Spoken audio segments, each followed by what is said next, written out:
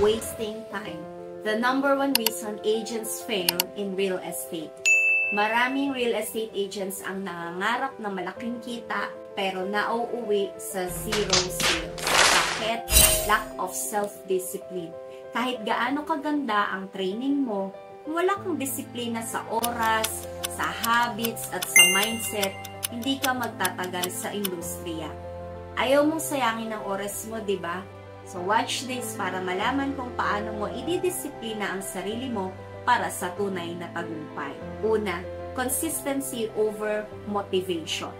Motivation fades, but discipline keeps you moving. Ang prospecting po, kapag wala kang gana, gawin mo pa rin. Do it! Yung follow-up, kahit ilang beses ka nang nare-reject, gawin mo pa rin. Just Daily do it! commitment is equals to consistent sales. Ikalawa, poor time management. Konting scroll sa social media, ayan, napatay na. Wala ka nang nagawang production. Kailangan i-schedule po natin yung calls natin, yung meetings natin, at follow-ups natin. At stop procrastinating. Every wasted hour is equals to lost income. Treat real estate as a real business. Hindi po ito hobby.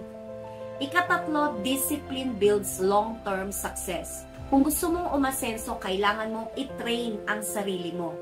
Wake up with a plan. Anong goals mo today? Keep learning. Knowledge is power, pero action is key.